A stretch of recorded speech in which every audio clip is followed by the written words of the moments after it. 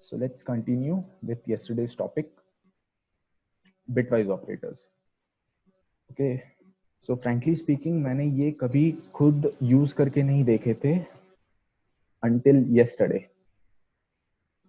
So bitwise operators के बारे में बात करें तो पहला जो बिटवाइज ऑपरेटर हमने देखा था वो बिटवाइज एंड था, और हमें ये भी देखा था कि जो ऑपरेटर होते हैं बिटवाइज, वो जो दोनों ऑपरेंड होते हैं उनको एज अ बिट कंसिडर करते हैं।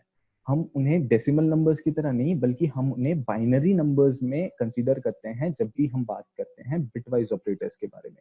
तो अब फटाफट देख लेते हैं कि किसी डेसिमल नंबर को बाइनरी में कैसे चेंज करते हैं। सो ये हमारे पास एक डेसिमल नंबर है 12। तो हम क्या करेंगे, उसे बेस 2 में ले जाने के लिए 2 से डिवाइड करते जाएंगे और साइड में रिमाइंडर लिखते जाएंगे। सो 12 को 2 से डिवाइड किया, 6 बचा और रिमाइंडर बचा 0। 6 को 2 से गए 3, रिमाइंडर 0, 2 1 2, रिमाइंडर 1।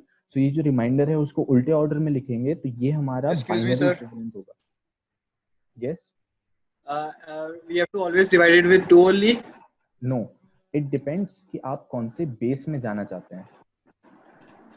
अगर आपको Could you? डेसिमल बेस से किसी भी XYZ बेस में जाना है, फॉर एग्जांपल यहाँ पे हम बाइनरी की बात ना करते हुए अगर बेस 5 की बात करें कि अगर मुझे डेसिमल से बेस 5 में जाना है, बाइनरी मतलब बेस 2, मतलब बेस से मेरा मतलब है कि कौन कौन से डिजिट्स अलाउड हैं।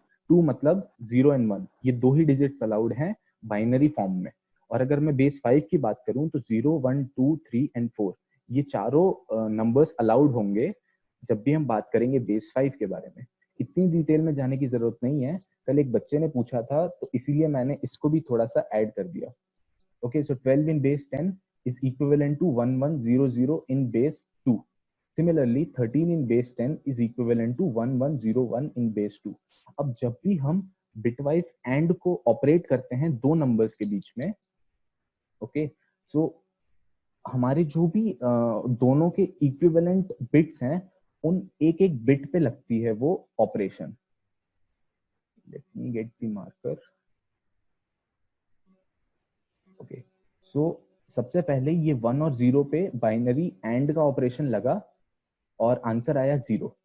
और ये कैसे 0 आया, हमारे पास इसकी एक ट्रूथ टेबल है, वो ट्रूथ टेबल जल्दी से देख लेते हैं। ये रही। एंड में अगर आप 0 और 0 के बीच में एंड करने की कोशिश करेंगे तो आपका आंसर आएगा 0। 0 और 1 के बीच में एंड करने की कोशिश करेंगे तो आंसर आएगा 0। 1 और 0 के बीच में एंड करेंगे तो भी 0। until and unless you have 1 and 1 on both operands, आपको और किसी केस में आंसर 1 नहीं मिलेगा। ओके, सो 1 एंड 0 के बीच में अगर एंड करने जाएंगे, हमने अभी ट्रूथ टेबल में देखा कि आंसर 0 आएगा।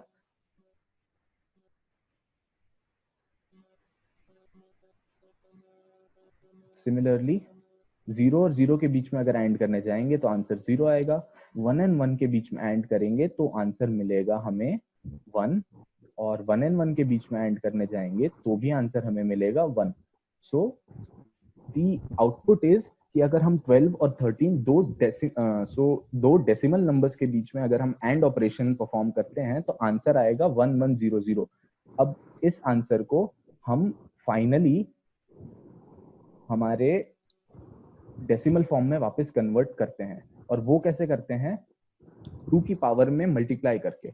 जैसे फर्स्ट डिजिट है 0, तो 0 इंटू 2 की power 0 plus next digit is 0, 0 into 2 की power 1 plus next digit is 1, तो 1 इंटू 2 की पावर 2 प्लस 1 इंटू 2 की पावर 3। जो भी बिट है 0 या 1, उससे उसका करिस्पॉन्डिंग 2 की पावर में मल्टीप्लाई करते हैं। Okay, so the answer is 8 plus 4, that is 12. So if we apply binary AND on two numbers 12 and 13, we get an output as 12. So let's quickly verify it with the code.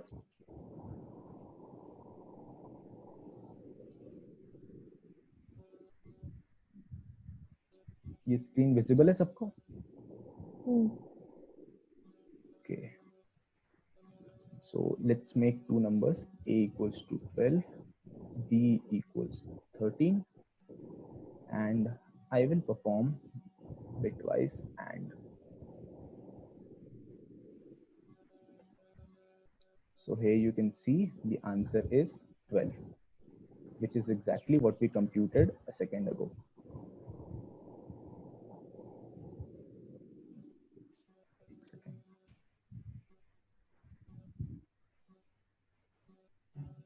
So bitwise and हमें clear है. सो उसी logic के हिसाब से bitwise और भी काम करेगा. For example if we try to implement bitwise और इन द नंबर्स 12 एंड 13, तो और में कैसा होता है कि 0 और 0 पे 0 रहता है, बाकी हर केस में आंसर हमें 1 मिलता है. यानी दोनों में से कोई भी एक ऑपरेंट अगर 1 दे रहा है तो हमें आंसर में क्या मिलेगा? 1 मिलेगा. फॉर एग्जाम्पल 0 और 1 के बीच में करने जाएंगे तो हमें आंसर मिलेगा 1. 0 और 0 के केस में ही हमें आंसर मिलेगा 0. बाकी दोनों केसेस में हमें आंसर मिलेगा 1. सो इसको हम फिर से अगर डेसिमल फॉर्म में देखें तो 8 + 4 + 1 is equivalent to 13. So if we apply OR operation on 12 and 13, we get an answer as 13. So let's quickly verify it again.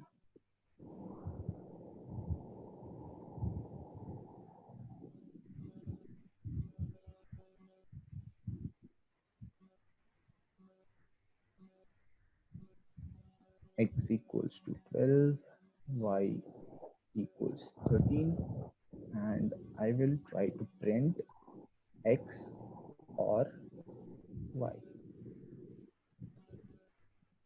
So the output is 13, which is exactly same as what we calculated. So the next operation we have is the XOR operation. अब XOR operation कैसा है? ये inequality checker की तरह हम इसे देख सकते हैं. इसका मतलब क्या है कि जब भी हमारे दोनों इनपुट्स इक्वल रहेंगे, या तो दो 0 इनपुट करो तो भी आंसर हमें 0 मिलेगा, और अगर दो इनपुट 1 रखो तो भी हमें आंसर में क्या मिलेगा? 0 मिलेगा. और कोई भी एक अगर 1 है और एक 0 है, इन दोनों केसेस में जैसे, तो हमें आंसर में क्या मिलेगा? 1 मिलेगा. तो उसी लॉजिक को अप्लाई करते हुए जब हम इनमें 12 और 13 में एक्सओर ऑपरेशन परफॉर्म करने की कोशिश करेंगे तो 0 और 1 में एक्सओर लगाएंगे तो आंसर क्या आएगा? 1. ट्रूथ टेबल के हिसाब से 0 और 0 पे करेंगे, दोनों इक्वल है तो the answer is 0. 1 and 1 again equal, the answer is 0. And 1 and 1 again both are same, the answer is 0. और इस बाइनरी नंबर का जब हम डेसिमल इक्विवेलेंट निकालेंगे, so this will be 2 की power 0, which is equivalent to 1. So if we try to perform XOR in between 12 and 13, the answer comes out to be 1. A equals 12, B equals 13, and we'll print A XOR B. The answer comes out to be 1. This is visible to everyone, no? Yes. Okay.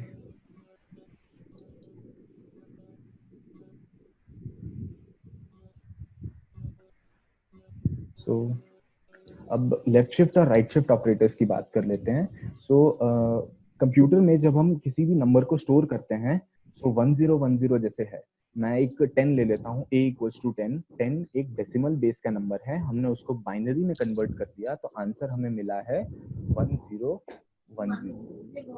तो computer में internally ये कैसे store होते हैं, इनके पीछे एक dot भी आप समझ सकते हैं लगा हुआ है फॉर सम कैलकुलेशन पर्पसेस, जो कि हमारे अभी काम का तो नहीं है, बट बिटवाइज ऑपरेटर्स को समझने के लिए 2 मिनट के लिए इसको भी समझ के देख लेते हैं. अगर मैं बात करता हूं कि बिटवाइज ऑपरेटर लेफ्ट शिफ्ट के बारे में, कि मुझे ए को बिटवाइज लेफ्ट करना है विथ 2 बिट्स, ठीक है. तो क्या होगा कि सारी जितनी भी हमारे पास बिट्स हैं 1010, वो सारी बिट्स डेसिमल पॉइंट के लेफ्ट साइड में खिसक जाएंगी विथ 2 बिट्स. ओके, तो ये जो 1010 था वो ये रहा, और 2 एडिशनल 0 हमारे पास आ गए. सो जब हम इसको वापस डेसिमल बेस में जाएंगे, सो दिस इज 2 की पावर 0 प्लस 2 की पावर 0 प्लस 2 की पावर 0 प्लस 1 इंटू 2 की पावर 3 प्लस 1 इंटू 2 की power 5, which is equivalent to 40. So let's quickly check it.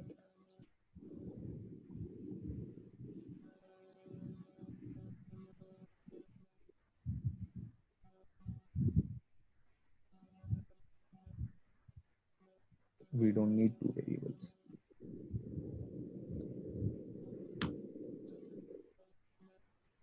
Okay, A 12 लिया है हमने, सो 12 के केस में आंसर आएगा 48. 10 के केस में भी देख लेते हैं क्योंकि 10 हमने अभी अभी कैलकुलेट करके देखा है. So the answer comes out to be 40. So उसी लॉजिक के हिसाब से अगर हम राइट शिफ्ट कर दें इनको 2 बिट्स, तो क्या होगा, जितनी भी बिट्स हैं वो सारी डेसिमल के राइट साइड में चली जाएंगी और ट्रंकेट हो जाएंगी. ट्रंकेट का मतलब है रिमूव हो जाएंगी, और हमारे पास क्या बच जाएगा, 1 और 0 ओनली. ये हमारे पास 4 बिट्स थी, उसमें से हमने ये 2 जो बिट्स हैं उनको राइट शिफ्ट कर दिया, क्योंकि हमने बोला है ए राइट शिफ्ट 2. सो ये दोनों बिट्स अंदर चली जाएंगी और ये जो 2 बिट्स हैं वो हमारे पास बच जाएंगी. तो इनको अगर मैं वापस डेसिमल बेस में जाके देखूं तो आंसर आएगा हमारा 2, क्योंकि ये है 2 की पावर 1. 1 into 2 की पावर 1 is 2. अगर ये कन्वर्जन आपको समझ नहीं आ रहे तो इतने इम्पोर्टेंट नहीं है, ये बस मैंने आपकी अंडरस्टैंडिंग के लिए बता के दिए हैं कि आपको समझ आए कि बैक एंड पे ये जो बिटवाइज ऑपरेटर्स हैं वो काम कैसे करते हैं. आपको सिर्फ इतना पता रहना चाहिए कि ये बिटवाइज ऑपरेटर का असली में काम क्या है, मतलब आउटपुट कैसे आता है बिटवाइज ऑपरेटर्स का, कब यूज करते हैं. Okay, so A right shift operator with 2 right shifts, the answer comes out to be 2, which is exactly what we did here. So I hope इस बार bitwise operators थोड़ा clear होगा पिछली बार के comparison में. अभी एक और बाकी है जो कि है bitwise not. अब बाकी के सारे bitwise operators से bitwise not थोड़ा सा अलग तरीके से काम करता है. अगर मैं 10 का इक्विवेलेंट निकालूं, बाइनरी इक्विवेलेंट, तो the answer comes out to be 1010. और कंप्यूटर 8 के पेयर्स में इनको रखता है. हमने ऊपर बाकी के आगे के फ्रंट 4 जीरोस नहीं रखे क्योंकि उनका वहां पे कोई यूज नहीं था, बट यहाँ पे इनका यूज आ रहा है तो हम इन्हें पूरे के पूरे 8 बिट्स में लिखने की कोशिश करेंगे. सो 10 in decimal comes out to be 00001010 in binary form. So if I try to write not of 10, not of 10 is also called as negation of 10. Okay, so the answer comes out to be minus 13.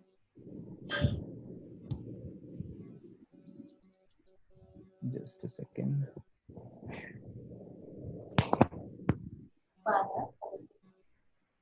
No.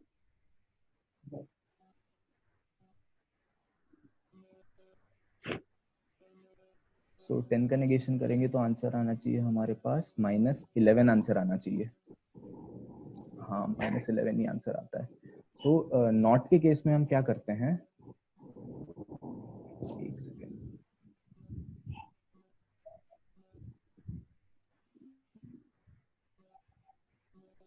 Not के case में कोई भी एक number है जैसे 10, तो उसके not के लिए हम क्या करते हैं, जो आंसर आया है हमारा -11, वो कैसे आया है देखते हैं. 10 का क्या रहेगा हमारे पास, 1 0 1 0 and 0 0 0 and this one more 0. Okay, सो ये बाइनरी फॉर्म में हो गया. और जब मैं इसका नॉट करूंगा तो क्या सारे बिट्स फ्लिप हो जाएंगे, 0 0 सारे 1 1 हो जाएंगे. This one will become 0, this 0 will become 1, this 1 will become 0 and this will become 1. तो ये हमारा आंसर हो जाएगा नॉट ए का. अब ये नंबर -11 कैसे हुआ वो एक बार देख लेते हैं. -11 के बारे में हम बात करें,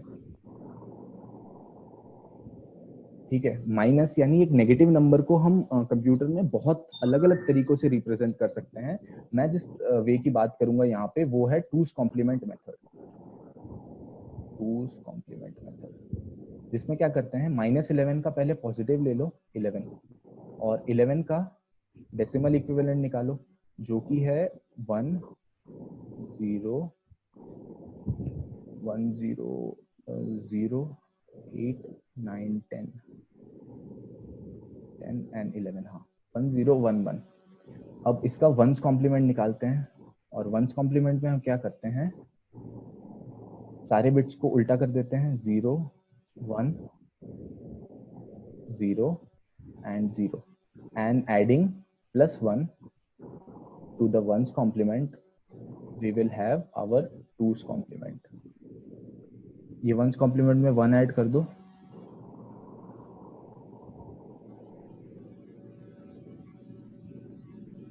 जीरो प्लस 1 is 1 0 1 0। ओके, सो ये हमारा टूस कॉम्प्लीमेंट आ गया और ये इक्विवेलेंट है हमने जो थोड़ी देर पहले आंसर निकाला था 10 का, वो और ये दोनों सेम है। अगर किसी ने वो नोट डाउन किया हो तो वो चेक कर सकता है कि ये दोनों आंसर्स अब हमारे पास सेम आ गए हैं। सो ये था नॉट के बारे में। आई अगेन रिपीट, इसका बैकएंड आपको अगर नहीं समझ आए so please don't stress yourself, ये कहीं काम नहीं आता। इवन बिटवाइज ऑपरेटर्स भी कहीं इतने यूज में मेरे लिए तो अभी तक नहीं आए हैं, आपके आ जाए तो अच्छी बात है। Have a lot of chat, let's see. So just like we have scanf in C, is there anything like Python similar to scanf? Yes, आज हम उसी के बारे में बात करने वाले हैं Python इनपुट आउटपुट में। ओके, सो आई गेस ये थोड़ा सा क्लियर हुआ होगा बिटवाइज ऑपरेटर्स आप सब लोगों को। Let me clear this.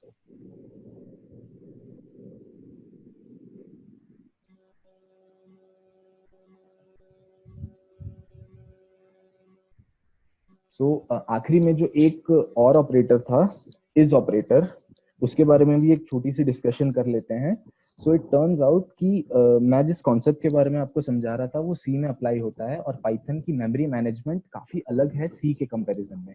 सी में क्या होता था, हर वेरिएबल को अपनी अलग एक पर्टिकुलर मेमोरी मिलती थी। टर्न्स आउट कि पाइथन की मेमोरी मैनेजमेंट सी से काफी अच्छी है और कुछ केसेस में ये कैसे काम करता है मैं आपको बताता हूँ। जैसे मैं लिखूं अगर कि x इक्वल्स टू 10 और y इक्वल्स टू 10, तो क्या होगा, सबसे पहले x इक्वल्स टू 10 एग्जीक्यूट होगा और x इक्वल्स टू 10 के लिए हमने एक मेमोरी ब्लॉक बनाया है एट मेमोरी लोकेशन 10485।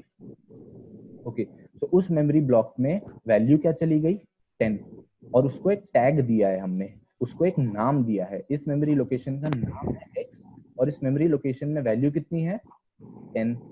ओके, तो अब जब मैं लिखूंगा next time y equals to 10, okay, so इसके एग्जीक्यूशन के बाद क्या होगा कि y नाम का जो टैग है वो इसी मेमोरी लोकेशन को दे दिया जाएगा और ये दोनों सेम मेमोरी लोकेशन शेयर करेंगे। क्यों? क्योंकि y को उसका सेपरेटली एक मेमोरी लोकेशन देना और उसके अंदर भी सेम वैल्यू को डालना, ये एक मेमोरी की वेस्टेज हो गई एक तरीके से। 1 2 3 सपोज इसके कोई और है, सो पाइथन ये अलाउ नहीं करता और पाइथन क्या बोलता है कि भैया आप y जो हो आप x के पास भी वही वैल्यू है तो आप दोनों उस एक पर्टिकुलर मेमोरी लोकेशन को शेयर कर दो। सो अगर मैं एड्रेस निकालता हूँ x किस एड्रेस को पॉइंट कर रहा है तो 10485, तो y भी उसी एड्रेस को पॉइंट कर रहा हमें मिलेगा। तो इसीलिए कल जब हमने देखा था कि प्रिंट x इज y में आउटपुट में ट्रू मिला था क्योंकि ये जो दोनों ऑब्जेक्ट हैं वो सेम को पॉइंट कर रहे हैं। एक बार फिर से आज देख लेते हैं।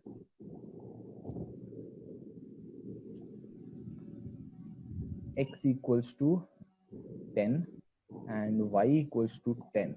Okay, so if I try to print x is y, so output में आएगा ट्रू। क्यों? क्योंकि पाइथन की मेमोरी मैनेजमेंट ने क्या किया, x को जो ब्लॉक असाइन किया है y को भी बोला कि भैया आप भी उसी ब्लॉक को पॉइंट करो। सो इसीलिए जब इस ऑपरेटर ने चेक किया कि दोनों साइड सेम ऑब्जेक्ट है क्या, हाँ सेम ऑब्जेक्ट है, और क्या वो दोनों एक ही चीज को पॉइंट कर रहे हैं, हाँ भैया दोनों एक ही चीज को पॉइंट कर रहे हैं, इसीलिए आउटपुट में हमें मिला है ट्रू। सो इस चीज को क्रॉस वेरीफाई करने के लिए let's print out the addresses. I will print, अब किसी भी चीज का एड्रेस प्रिंट कराने के लिए एक फंक्शन है आईडी नाम का। आईडी के अंदर आप कुछ भी वेरिएबल जो भी भेजेंगे वो उसकी आईडी प्रिंट आउट करके देगा, और हमें वो आईडी चाहिए हेक्साडेसिमल फॉर्म में। तो मैंने हेक्स फंक्शन के अंदर उसको डाल दिया। सो आउटपुट में आया है OX7F, एक रैंडम मेमोरी लोकेशन। और अगर इस ऑपरेटर सही से काम कर रहा है तो y के पास भी यही मेमोरी लोकेशन होनी चाहिए। तो let's print hex ID y। तो दोनों की मेमोरी लोकेशन जो है वो आई है सेम। तो इसका क्या मतलब है कि x जिस मेमोरी लोकेशन को पॉइंट कर रहा है तो y भी उसी मेमोरी लोकेशन को पॉइंट कर रहा है। So that's why x is y comes out to be true. अब सरप्राइजिंगली ऐसे और भी डेटा टाइप्स हैं जिनपे इस ऑपरेटर इस तरीके से काम करता है, यानी पाइथन की मेमोरी मैनेजमेंट इसी लॉजिक को अप्लाई करते हुए फ्लोट के साथ भी यही बिहेवियर रखती है। फॉर एग्जाम्पल, इफ आई से x equals to 10.5 now and y is again 10.5, and if I print x is y, the output again comes out. So no, float के साथ ऐसा नहीं होता, सॉरी, फ्लोट के साथ ऐसा नहीं होता। अब टपल्स के साथ ट्राई करके देखते हैं। और भी बहुत सारे डेटा सेट्स हैं, जैसे लिस्ट हो गया, लिस्ट के साथ भी ऐसा नहीं होता। लिस्ट को भी, हर लिस्ट को अपनी एक अलग मेमोरी दी जाती है, 1 2 3। So when I print x is y, the output will be false, क्योंकि लिस्ट के केस में लिस्ट को अलग अलग मेमोरी लोकेशन दी जाती है। x को अपनी एक अलग मेमोरी लोकेशन दी जाती है, y को अपनी एक अलग मेमोरी लोकेशन दी जाती है। सो आप नोट डाउन करने के लिए लिख सकते हैं कि बाकी केसेस में क्या क्या होता है।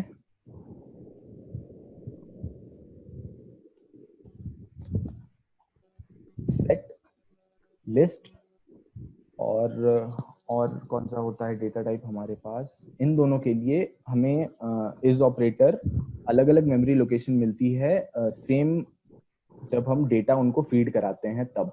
और इंटीजर्स के लिए और टपल्स के लिए हमें नहीं मिलती, वो सेम लोकेशन शेयर करते हैं। और जब हम बात करेंगे इज नॉट की, तो इज नॉट इज का उल्टा, मतलब जो भी आउटपुट हमें इज दे रहा है तो नॉट उसके सामने लगा देंगे तो आउटपुट फ्लिप हो जाएगा और हमें आउटपुट उसका ऑपोजिट मिलेगा। तो इसी केस में, लिस्ट के ही केस में बात करके देख लेते हैं, x इज नॉट y, तो the output is true because इसका उल्टा हो जाता है नॉट के लगाने के बाद। सो ये थी छोटी सी दोनों बातें इन दोनों चीजों के लिए। Everyone, please mute your microphones. You may be disturbing other people as well. So आप एक बार देख लीजिए और 2 मिनट के बाद हम नेक्स्ट टॉपिक स्टार्ट करते हैं।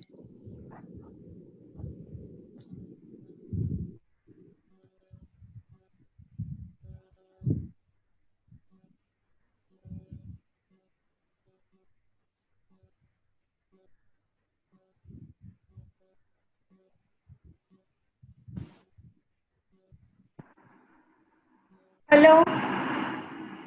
Hello. Sir, what about string class for is operation? Okay, string में भी same. Just let me show you.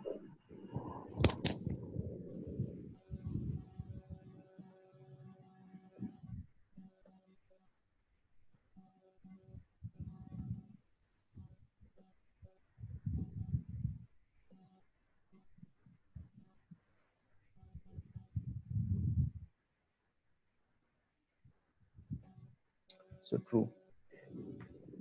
Int के साथ साथ स्ट्रिंग में भी वही केस होता है कि अगर आइडेंटिकल एलिमेंट आप स्टोर कराने की कोशिश कर रहे हो तो जो एड्रेस str1 के पास है वही एड्रेस str2 को भी दे दिया जाएगा, मतलब str2 भी str1 को ही पॉइंट करेगा।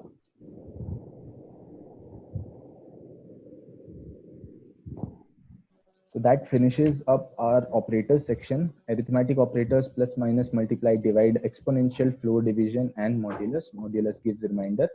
कंपैरिजन ऑपरेटर्स दो नंबर को कंपेयर करने के लिए यूज होते हैं, greater than, less than, equivalence check करने के लिए, not equal to, greater than equals to and less than equals to. Logical operators दो साइड के लॉजिक्स को चेक करने के लिए यूज करते हैं। अगर एंड लिखा है तो दोनों ऑपरेंड के जो लॉजिक है वो सेम होना चाहिए। एंड और के लिए दोनों में से कोई एक लॉजिक भी अगर ट्रू है तो आउटपुट में ट्रू दे देगा, और नॉट आपके लॉजिक को उल्टा कर देगा। अगर नॉट में आप ट्रू भेजेंगे तो आंसर फॉल्स दे देगा, और अगर फॉल्स भेजेंगे तो आंसर ट्रू दे देगा। बिटवाइज ऑपरेटर्स हमने देखे, and or not, XOR, left shift and right shift operators. Assignment operators are also called as Python shorthands. Please everyone mute your microphones,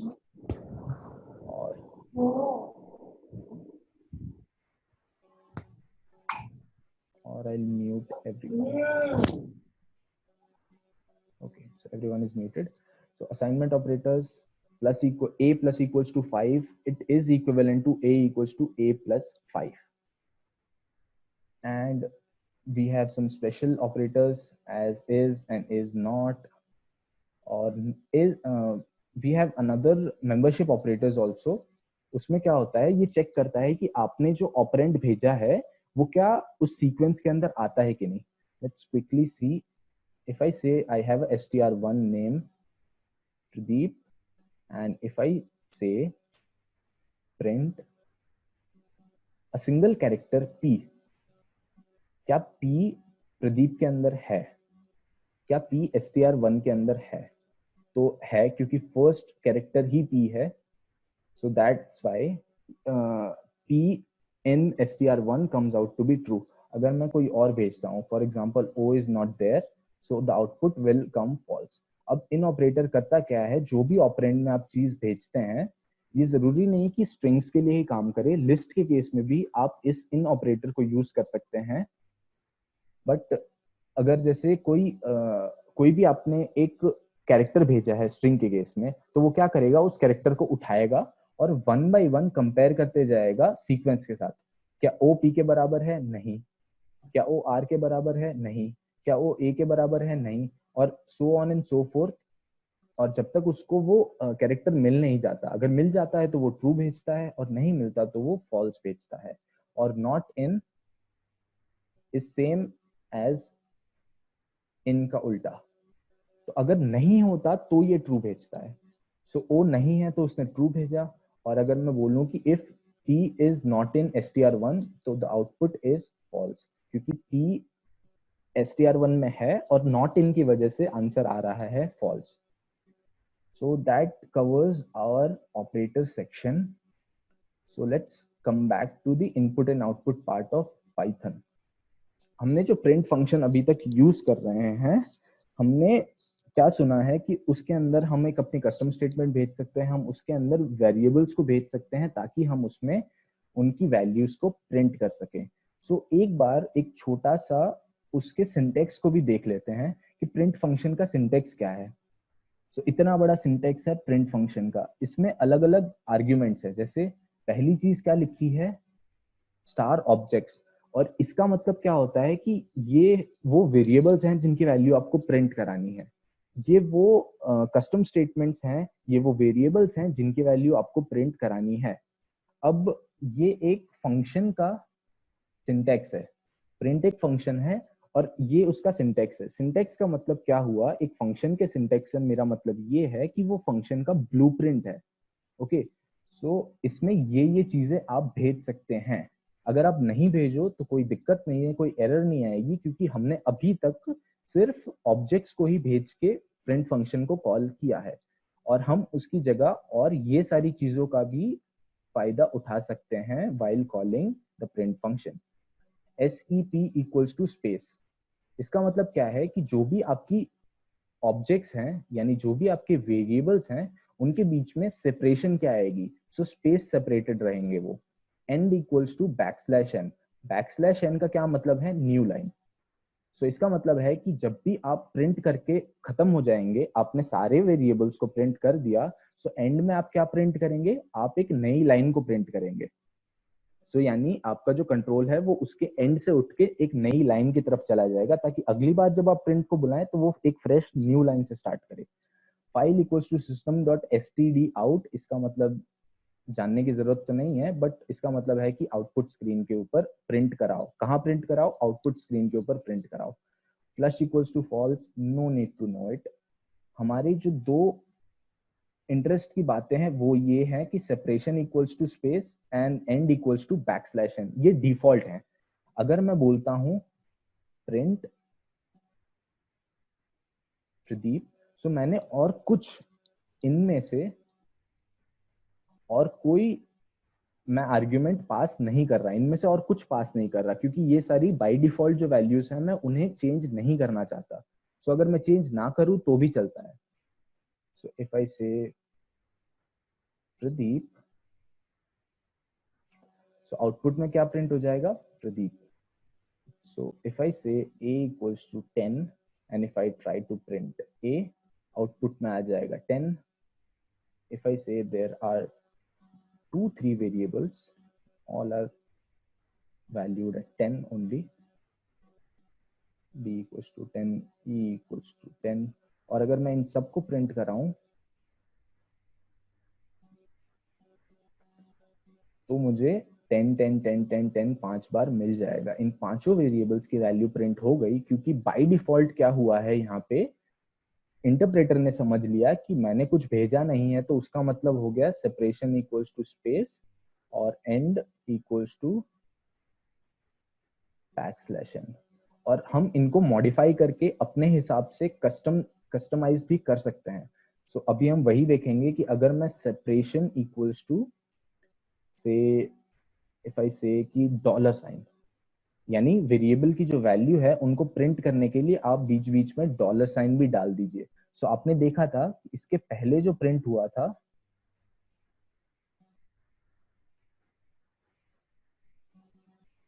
जिसमें मैंने कुछ सेपरेशन नहीं डाली थी, तो उसमें यहाँ पे स्पेस हुई थी, वेरिएबल्स के बीच में स्पेस हुई थी। और जब भी मैंने लिखा सेपरेशन इक्वल्स टू डॉलर, सो वो सेपरेशन जो स्पेस पहले थी वो अब एक डॉलर सिंबल आ चुकी है। इसकी जगह आप अपने हिसाब से कुछ भी रख सकते हैं, स्टार रख सकते हैं। Okay, so let's also use the end, separation equals to, say we have a separation of hashtag, and in the end when everything is finished we don't want a new line, we want what do we want to print? IO to be print. So you see, separation of hashtags, all the variables are printed, and in the end we have IO printed. So I hope कि आपको print function की ये जो syntax मैंने आपको बताई वो थोड़ी सी समझ आई होगी, और ये जो दो यूजफुल मॉडिफिकेशंस मैंने आपको बताई हैं वो भी आपके काम आएंगी। Okay, so if that is clear please type clear.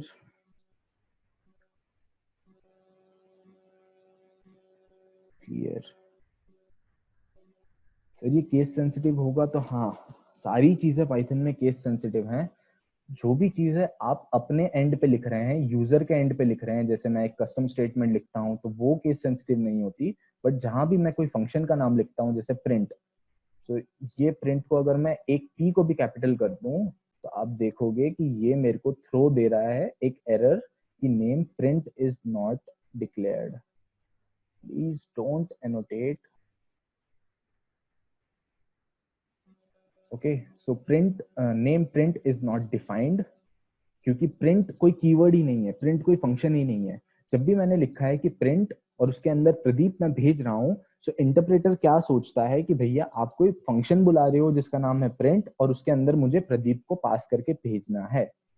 Okay, तो जब भी कैपिटल पी वाला प्रिंट होगा, सो ऐसा तो कोई फंक्शन ही नहीं है हमारे पास, तो वो कहाँ जाएगा? तो एरर आ जाएगी। Small p is perfectly fine and I see everyone is clear with it.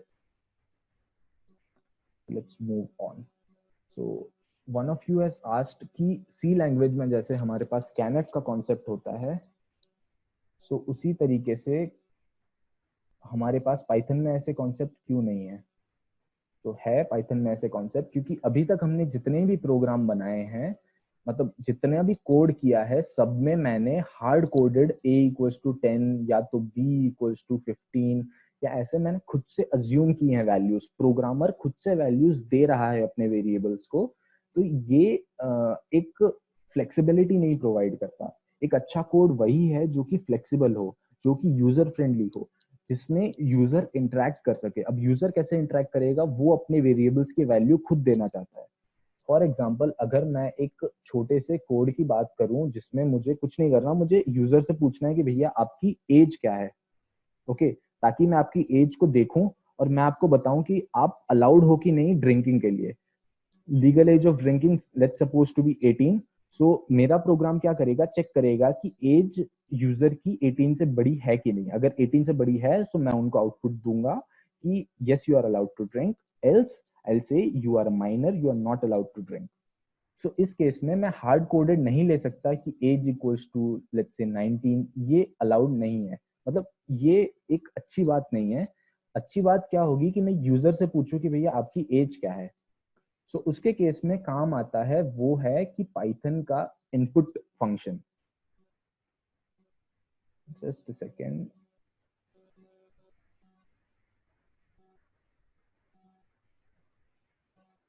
Input function.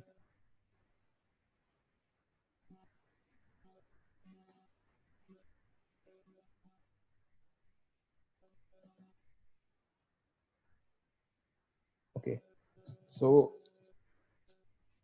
Input function कैसे काम करता है। इफ आई से एक वेरिएबल है a और a की वैल्यू क्या है, तो वो मुझे नहीं पता, यूजर देगा। और यूजर कैसे देगा, वो इनपुट फंक्शन के अंदर वो वैल्यू पास करेगा। अगर मैं सिंपल इसको रन करूं तो आप देखेंगे कि नीचे ये डायलॉग बॉक्स ओपन हो गया है, छोटा सा। मैं इसमें कोई भी वैल्यू अगर पास करूं, जैसे सपोज 10, सो 10 अब मेरी a के अंदर जा चुकी है, और ये 10 मैंने खुद डाली है by a dialog box which opens whenever we call input function। Input function क्या करता है कि ये आपके स्टैंडर्ड इनपुट गेट्स को खोल देता है so that user can enter value there. Okay, so let's print the value entered by user is a। So फिर से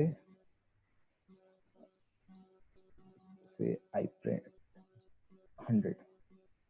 सो आ गई है वैल्यू 100, ए के अंदर जा चुकी है 100 and the value entered by user comes out to be 100, क्योंकि मैंने प्रिंट की थी, मैंने यूज की थी 100 value.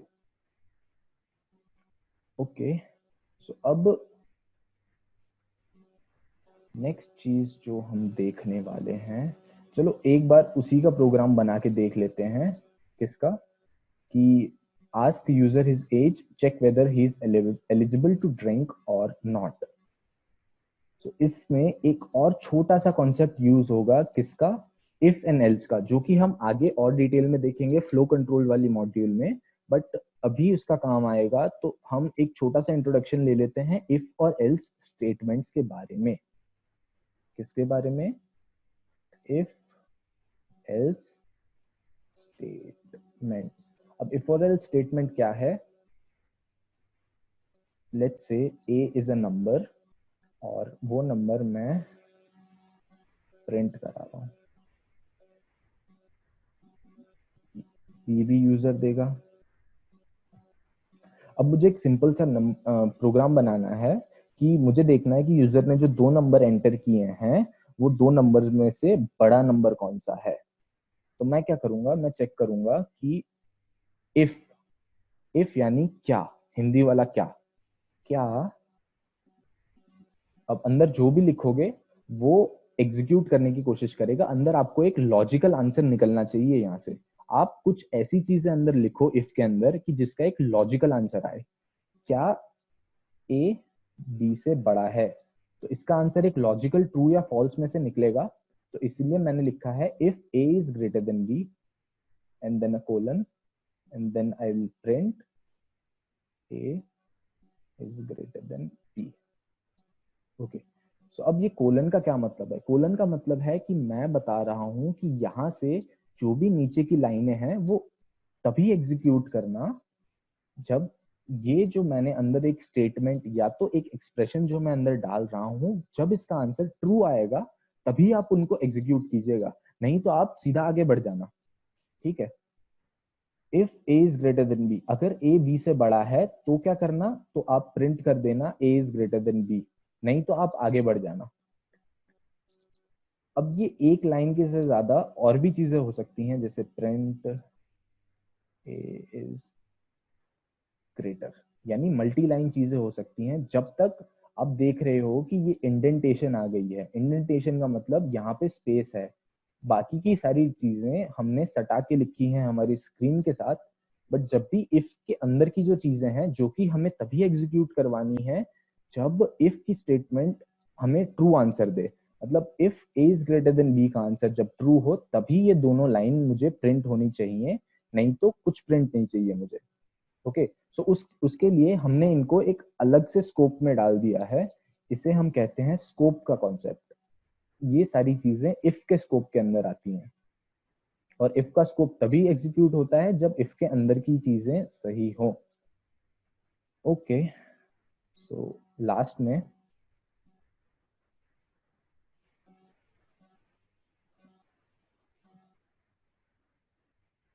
everything executed.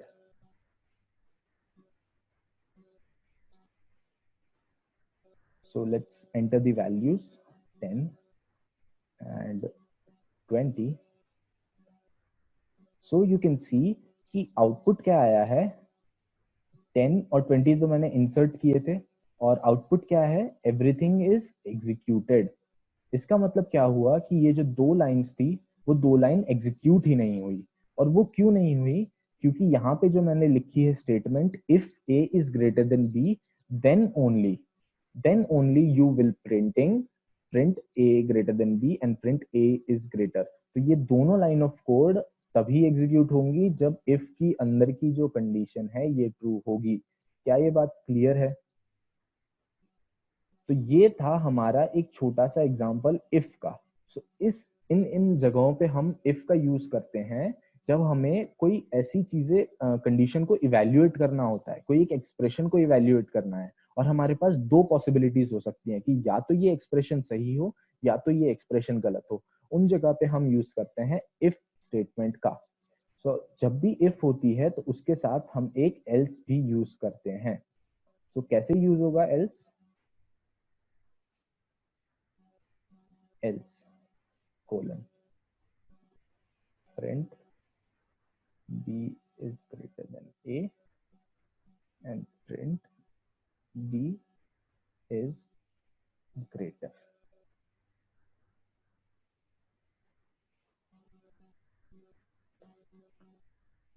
okay, so let's try it again, 10 and 20। so इस बार हमें आंसर में क्या मिला है कि b is greater than a and b is greater। तो ऐसा क्यों हुआ? क्योंकि हमने लिखा है कि अगर a b से बड़ा है तो आपको क्या क्या एग्जीक्यूट करना है, आपको ये दोनों लाइंस प्रिंट करवानी है जब a बड़ा हो b से।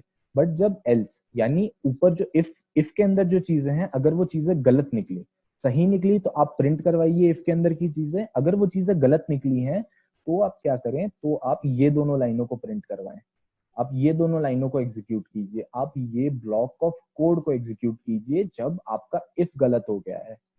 मतलब इन हिंदी आप ऐसा समझ सकते हैं कि क्या ये सही है, अगर नहीं तो ये करो, और अगर सही है तो इनको प्रिंट करो। So I hope if and else is a bit clear to you. Okay, so let's check कि अब 20 और 10 का केस ले लेते हैं, जिसके केस में a बड़ा था। सो a is greater then b, a is greater. ऐसा क्यों हुआ? क्योंकि if ने देखा कि क्या a b से बड़ा है तो इस चीज का आंसर आया ट्रू, और प्रिंट हो गया a is greater then b। अगर if सही हो गया है तो else की तो बात ही नहीं आती। सो if the if statement is true, then else statement will not be executed। That was your short introduction of if and else। We will see it in much more detail when we will be talking about flow control. But right now, let's solve this question. I'm asking the user कि आपकी as क्या है, और मैं उस as को देख के कैलकुलेट करूंगा कि आप एलिजिबल हो कि नहीं ड्रिंकिंग के लिए. I will be considering the legal age to be 18. So first of all, I will print. So no, let me just tell you another concept about the input function. I will make a variable called age, and I will call the input function. और input के अंदर आप अपनी custom statements डाल सकते हैं कि जब वो dialog box खुलेगा, so आपको user को थोड़ी सी information provide करनी है. क्या information होगी? कि enter your age. Okay, so let's just print the age first. Let's see what happens.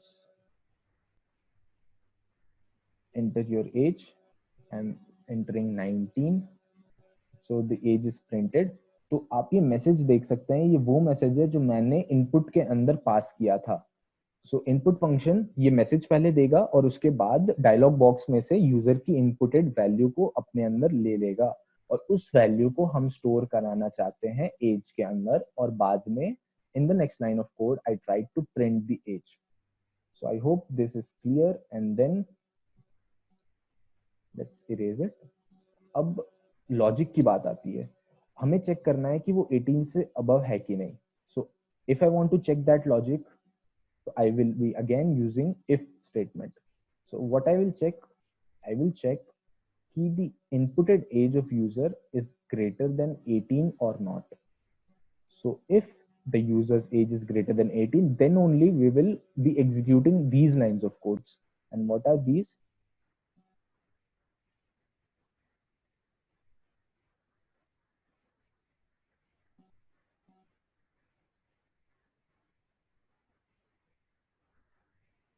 Okay. और अगर ऐसा नहीं है, अगर यूजर की एज 18 से बड़ी नहीं है, तो मुझे क्या प्रिंट करवाना है कि print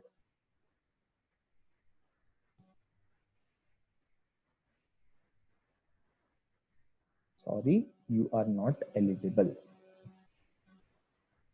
So let's run it and let's see what is the output. If I say my age is 21, greater than a not supported instance of string and int. Okay, so what happened is, let me just typecast into int.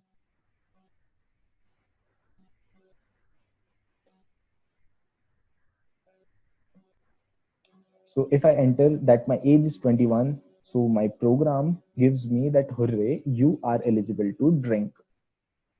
मैंने अभी अभी ये जो छोटी सी int लिखी है, इसका मतलब ये है कि इनपुट फंक्शन जो भी वैल्यू लेगा, मुझे वो चाहिए स्ट्रिक्टली एक इंटीजर के फॉर्म में. ओके, सो होता क्या है कि हमारा यूजर से अगर हम नॉर्मल इनपुट फंक्शन कॉल करें, जैसे कि हमने थोड़ी देर पहले किया था, सो जो इनपुट आया है, no doubt that it is a number, but the Python interpreter stored it by default in the form of a string. मतलब अगर मैं 10 भी एंटर करता हूं तो वो 10 नाम की, मतलब 10 वाली एक स्ट्रिंग को स्टोर करेगा, ना कि एक इंटीजर को. और यहाँ पे जो हमने ऑपरेटर यूज किया है, greater than operator, which is an arithmetic operator, तो वो कंपेयर करना चाहता है एक इंटीजर वैल्यू को एक इंटीजर से. तो यहाँ पे 18 एक इंटीजर है, और प्रीवियस केस में जब हमने बिना इंट के इस प्रोग्राम को रन किया था, तो एज स्ट्रिंग फॉर्म में सेव हुई थी. सो इसलिए उसने हमें एरर दिया था हमारे इंटरप्रेटर में कि ग्रेटर देन जो ऑपरेटर है वो दो इंटीजर्स के लिए बनाया गया है, और आप कंपेयर करना चाहते हो एक स्ट्रिंग को एक इंटीजर के साथ. सो जब भी आपको इंट से रिलेटेड काम है, तो आप ऐसे इनपुट फंक्शन को कॉल करेंगे कि इंट, उसके अंदर input function and your custom message.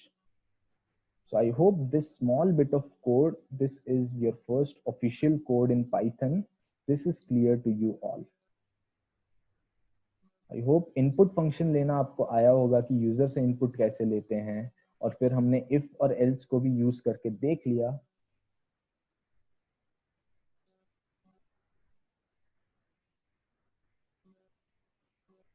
Okay so clear yes clear.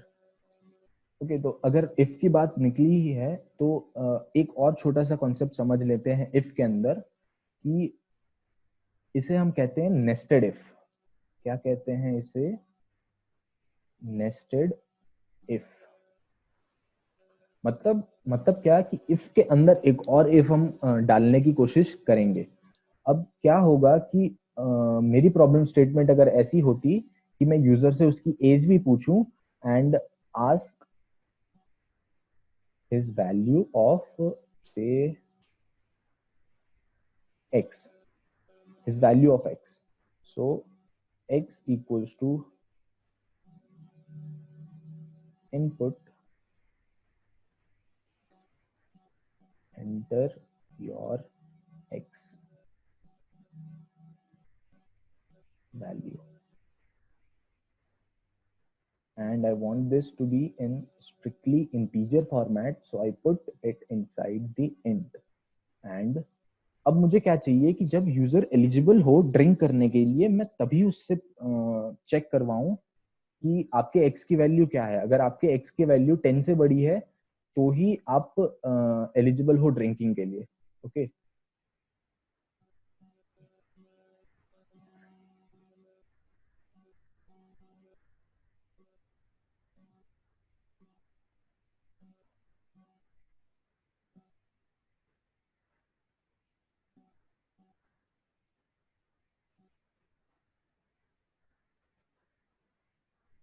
let's run it. The age is 20 and the value of x is let's say 2. So कुछ प्रिंट नहीं होगा यहाँ पे, इस केस में कुछ प्रिंट नहीं होगा। But when I'll run the code and I'll say 20 and the value of x to be say 20, and then the output comes out to be hooray you are eligible to drink. So जब भी हम एक if के अंदर एक और if डालते हैं तो उसके साथ हम else को भी यूज कर सकते हैं। It is not mandatory to use else, but it depends, it highly depends कि आपका लॉजिक क्या है। आप जो सवाल सॉल्व करने की कोशिश कर रहे हो उसमें आपका लॉजिक क्या बोलता है। सपोज कि अगर मुझे इसमें else भी यूज करना पड़ता तो मैं else के अंदर कुछ डाल सकता हूँ कि x is not क्या,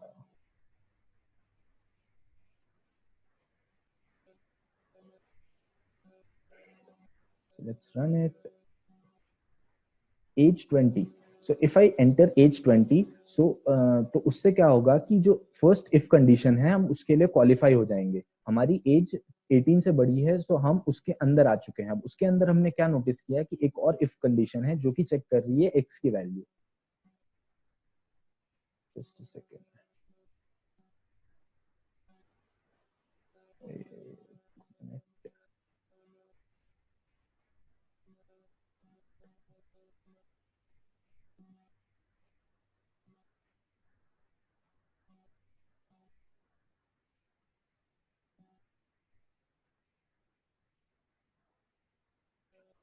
so after checking age, we next go to the if and we check x. If x is greater, then we print hooray, and if x is not greater, then we print that x is not big enough. So we entered the age 20, and let's say the value of x is 2. Then we get the output as x is not big enough. And for the one last time, let's if I'm 15 years old, then doesn't matter if my value of x is 30, but it will still print me that sorry you are not eligible because what happened is age is not greater than 18। तो वो x की condition में अंदर आएगा ही नहीं, अंदर कुछ भी लिखा हो हम अंदर जाएंगे ही नहीं। हम सीधा चले जाएंगे else के अंदर और else में प्रिंट कराएंगे sorry you are not eligible, and then we will come out of our code. So I hope this small if and else session was good and आप लोगों को समझ आया if else के बारे में, आपको समझ आया कि इनपुट कैसे लेते हैं। और अब हम बात करेंगे कि ये सारे थे आपके पाइथन के बेसिक्स। अब इसके बाद आप एलिजिबल हो गए हो कि अब आप कुछ सवालों को सॉल्व कर सकते हो, आप अपनी लॉजिक बिल्डिंग को इम्प्रूव कर सकते हो। So I have some practice questions for you, और इस प्रैक्टिस क्वेश्चंस को सॉल्व करने के लिए आपको जितनी भी चीजें अभी तक हमने सीखी हैं उन्हीं के बेस्ड के ऊपर ये सारी प्रॉब्लम स्टेटमेंट सॉल्व हो सकती हैं। इनके लिए आपको कोई भी एडिशनल नॉलेज की जरूरत नहीं पड़ेगी। हमने जितनी चीजें सीखी, हमने प्रिंट करना सीखा है, हमने इनपुट लेना सीखा है यूजर से, हमने वेरिएबल्स के बारे में सीखा है, हमने कीवर्ड्स आइडेंटिफायर सीखे हैं, हमने उनके ऊपर अरिथमेटिक ऑपरेशन सीखे हैं, और हमने ये भी सीख लिया है कि अब कैसे इफ कंडीशंस को यूज किया जाए। सो इफ कंडीशंस एंड ऊपर की जितनी सारी चीजें हमने पढ़ी हैं उनका यूज करके आप ये सारे क्वेश्चंस को सॉल्व कर सकते हो। Start with level 1। Basic question है, आप इनको सॉल्व करके आपकी प्रॉब्लम बिल्डिंग इंप्रूव होगी, क्योंकि जस्ट इन सेशंस को देख के आप पाइथन सीख नहीं पाएंगे। आप पाइथन सीखेंगे तब जब आप कोड करेंगे, जब आप प्रॉब्लम्स को सॉल्व करेंगे। आप एरर्स के साथ अटकेंगे, आप एरर्स से डील करेंगे। तो एरर से डील करेंगे तो मैं आपको एक अच्छी, या तो छोड़िए, अभी एरर आएंगे तो आप खुद से हटाने की कोशिश कीजिए। आगे के सेशंस में आपको बताऊंगा कि जब एरर आए तो उसे ऑनलाइन कैसे फाइंड करें, क्योंकि काफी बार ऐसा होता है कि एरर आपको समझ नहीं आता कि इस एरर का मतलब क्या है, तो आप उसे ऑनलाइन भी ढूंढ सकते हैं in platforms such as Stack Overflow, Quora पे आप ढूंढ सकते हैं, रेडिट एक अच्छा प्लेटफॉर्म है। बट राइट नाउ आप क्या कीजिए कि इन क्वेश्चंस को आप अपने नोटबुक खोलिए, जुपिटर नोटबुक, और सॉल्व करना स्टार्ट कीजिए। ओके, सो एक क्वेश्चन मैं आपको सॉल्व करके दिखा देता हूं, जैसे फर्स्ट क्वेश्चन हो गया, so that you can get the basic idea कि क्वेश्चन पढ़ने के बाद उसको इंटरप्रेट कैसे करें और बाद में एक अप्रोच कैसे बिल्डअप करें।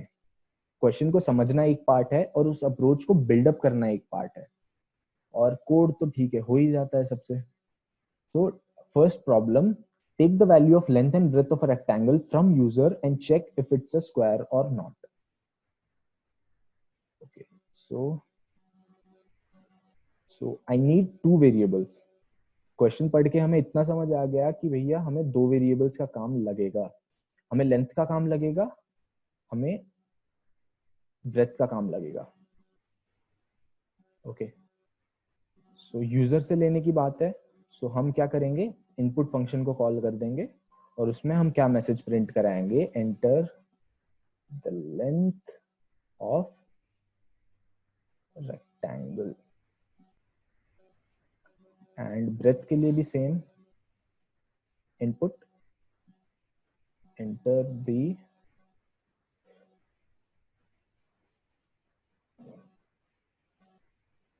breadth of rectangle, and we want these numbers to be strictly integers, or if you want you can take them as float also, floating point के लिए अगर आप इसके बाहर float लिख दो so it will work good।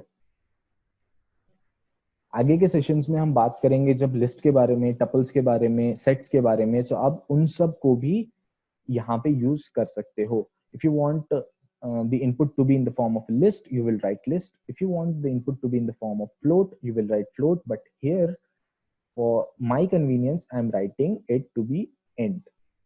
So, हमने दो variables बना दिए, length और breadth नाम के। Wait a second, len, we cannot use length because len is a keyword. So, length and breadth, and अब यूजर से लेने के बाद हमें प्रॉब्लम क्या बोल रही है कि take values of length and breadth of a rectangle from user and check if it's a square और नॉट। अब इसके बाद ये कॉमन सेंस होनी चाहिए कि स्क्वायर में हमारी लेंथ और ब्रेथ इक्वल होती है। सो हमें क्या चेक करना है, equivalence of these two variables, कि क्या यूजर ने जो इनकी वैल्यूज इनपुट की है वो सेम इनपुट की है कि नहीं। अगर वो सेम है सो जी हाँ वो एक स्क्वायर हो गया, बट अगर वो वैल्यूज डिफरेंट है तो वो स्क्वायर नहीं है, नॉट अ स्क्वायर। सो अगर ऐसे लॉजिक्स को कंपेयर करने की बात है तो हमने अभी देखा है इफ कंडीशंस को।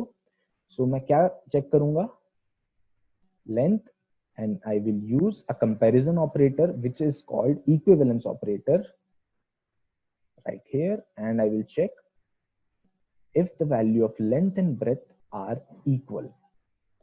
If that is equal, then I will print square, and if it is not equal, then I will print not square.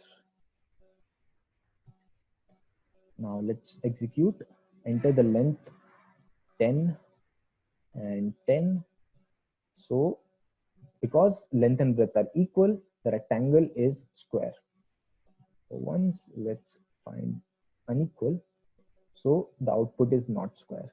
So इस हिसाब से आप एक प्रॉब्लम स्टेटमेंट को पढ़िए, आप उसमें से एक अप्रोच डेवलप कीजिए कि इस अप्रोच को मैं अगर फॉलो करूंगा तो मैं इस प्रॉब्लम को सॉल्व कर सकता हूँ. आई एम अगेन रिपीटिंग कि जितने भी क्वेश्चंस हैं लेवल 1, लेवल 2, ये सारे बहुत बेसिक लेवल के क्वेश्चंस हैं और इनके लिए जितनी भी चीजें हमने अभी तक देखी हैं, those are sufficient to solve these problems.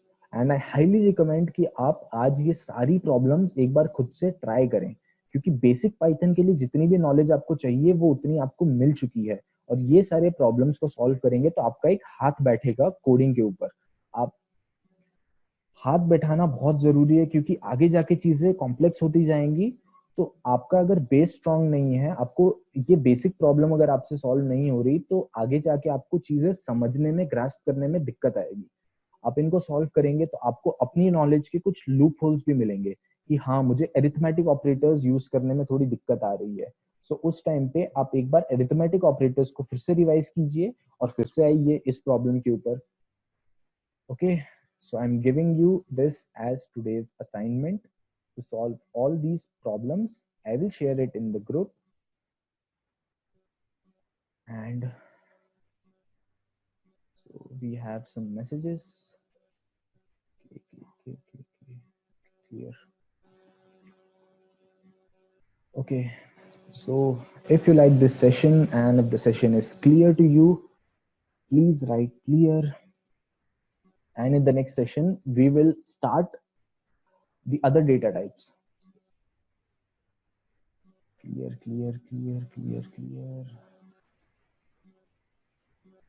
That makes me motivated. Rukshita, please don't annotate. The session is over. And now, so that's it for today, guys. I'll see you guys in the next one. Bye-bye. Take care.